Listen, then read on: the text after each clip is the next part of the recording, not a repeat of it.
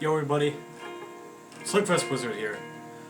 Alright, Zuffa's been busy this past couple of weeks. We've got, regular event, followed by pay-per-view, then versus cards, and now we've got 2 title fights on the line, so let's jump on into it.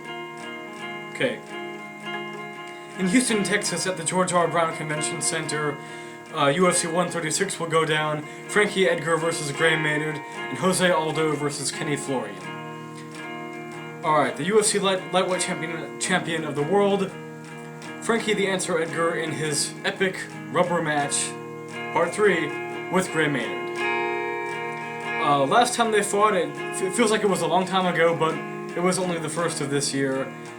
It was, Gray Maynard beat down Frankie Edgar the first round. He got hurt badly, and it looked like he was going to end it there. Dropped him multiple times, landed 97 unanswered shots, something like that.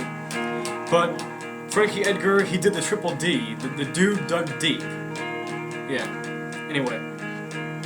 He did his thing, and he hung in there, and won, in my opinion, at least 3 of the following 4 rounds after that. The last time they fought. The first time they fought, Gray Maynard won a decision, but Frankie Edgar went on to beat BJ Penn twice. And I don't know if Edgar is the best lightweight in the world. He's probably has the best condition in the world at 155. The guy is always in shape. He's got cardio for days, never gets tired, never slows down. He goes out there, dances around, picks you apart with shots. He doesn't really look to knock you out, but that's his style. So, Gray Maynard is going to look to try to be Gray Maynard, or Layan Praynard, as some people call him. So what I think is going to happen the second time, a lot of people are going with Gray Maynard still, based on what he did to Frankie in their first matchup. I still had Edgar winning the 5th round, because he landed more strikes more often according to CompuStrike, even though Maynard may have had an edge in power, but there you go. What do I think is going to happen this time?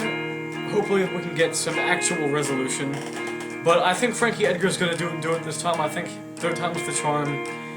I see him going out there and not getting rocked in the first round, playing it safe, going for takedowns a lot of the time. He's gonna act like he's gonna strike, and then he's gonna go for takedowns. And I see him doing that, and wearing down Gray Maynard, being more active than he is, and taking a unanimous decision in his favor. So, Edgar, defend that belt. Peace. Next bout. We've got the best featherweight in the world, 145-pounder. Jose Aldo, otherwise known as Jose Aldo, taking on Kenny Florian. Now, there's a problem I have with this fight. Kenny Florian is, yes, he's fighting for the 145-pound title, but he has only fought 1 bout in his entire career at 145 pounds, and that was against Diego Nunes at UFC 131, who happens to be a training partner of Jose Aldo. It was a win by unanimous decision, no finish, so I don't personally think that Kenny Florian has earned himself a title shot. I think it should have gone to a guy like Chad Mendes, someone up there. Not that I think that Kenny Florian doesn't have a chance to win. He does in a way, especially if he takes Aldo's back, because Aldo's only loss has come by a rear naked choke submission. So, if Kenny Florian loses this fight, he's probably never going to get a title shot again. He's good enough to beat a lot of guys in a division, and then, the first time he lost in his big moment was to Diego Sanchez on The Ultimate Fighter Season 1. Got TKO'd in just, under 3 minutes by him. And then he fought Sean Shirk a year later for the UFC Lightweight Championship, lost that by decision, a dominant one. And then later on, down his road, after he put together like a 6-fight winning streak, he got choked out by BJ Penn in the 4th round. And so if he loses this, he'll be 0-3 in UFC title fights. And in his last fight, he telegraphed a lot of his shots, a lot of his strikes. His takedowns did not look like they had a whole lot of power behind them, and Aldo has very, very good takedown defense, and he has a lightning-quick uppercut, so I cannot see this fight really going any other way than Jose Aldo going out there and destroying Kenny Florian in either the 3rd round or the 4th round. Or this could be 2nd, you know, depending upon when Aldo really wants to win this. I see him catching him with that lightning-fast right uppercut he has, and then finishing him off with some good old-fashioned Muay Thai-style ground and pound. So, I'm looking for Aldo to retain his featherweight gold. Next bout, Chael Sonnen versus Brian Stann, the All-American. Here's another kind of problem, some more drama here. Yeah. We've got music this time, so... And 6 minutes, alright. Chael Sonnen has not fought in over a year, almost a year and a half, since his submission loss to Anderson Silva. And after that, he got busted for a performance-enhancing drug, you know, testosterone-elevating drugs. And then he pleads guilty to money laundering, and he almost loses his license to fight.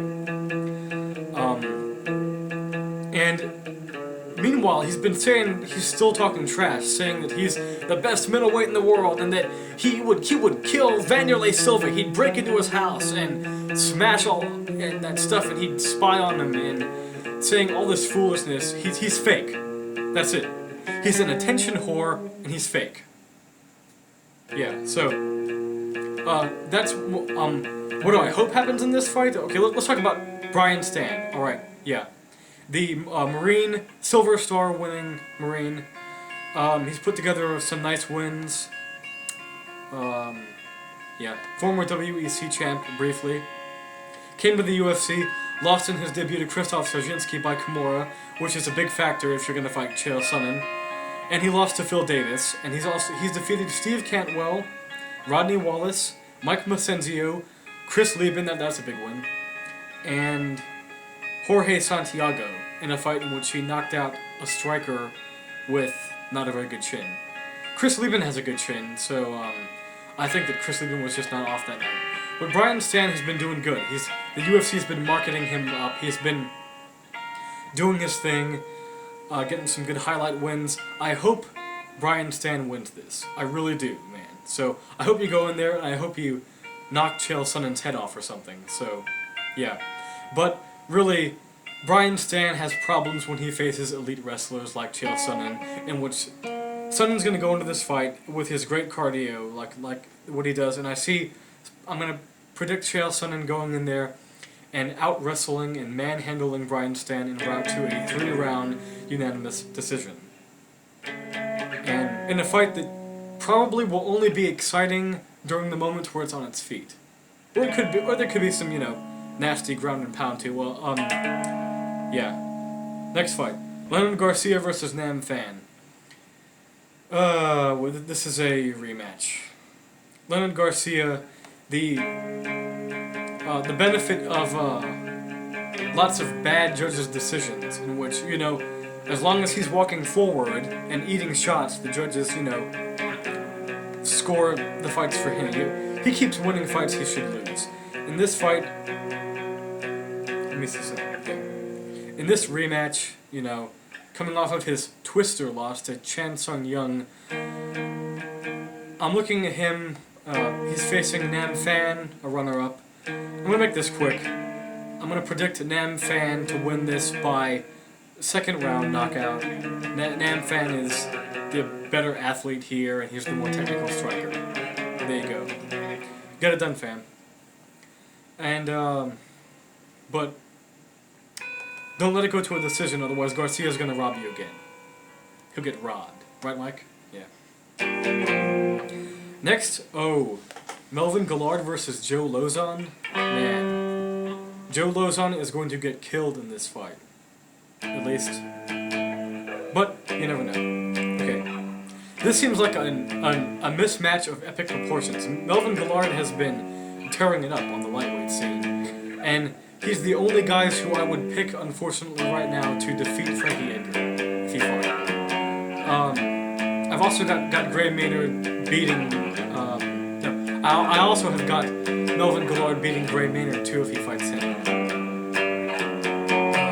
Okay, 10-22. Since his loss to Nate Diaz, he's put together 5 straight wins. Hanis Torres, Waylon Lowe, Jeremy Stevens, Evan Dunham, that was a big surprise, and Shane Wohl. In this fight, unless Melvin Guillard just is not training for Joe Lozon, unless Joe Lozon is somehow magically able to get a submission victory here, more likely by Kimura, I see Melvin Guillard winning this one by first round knockout or second round knockout, and for him to take knockout of the night, most likely. Or fight of the night. Because he's always exciting. And for the rest of the card, this is a close one. Damian Maia versus Jorge Santiago. I'm going to pick Damian Maia to win this one by decision, not by submission, because he really hasn't been putting together that mostly, but I've got Damian Maia winning, although if Jorge Santiago wins this, I won't be very surprised. So. And I've got Anthony Pettis grabbing his first UFC win against Jeremy Stevens by submission, probably triangle choke. And Joey Beltran defeating Stipe Micook. Zhang T. Quan defeating Darren Elkins. Aaron Simpson beating Eric Schaefer. And Mike I'm going to pick Steve Cantwell to beat Mike Macenzio. So that's why I think it's going down. Sorry I can't be there for the Fan Expo. Keep it real, guys. Later.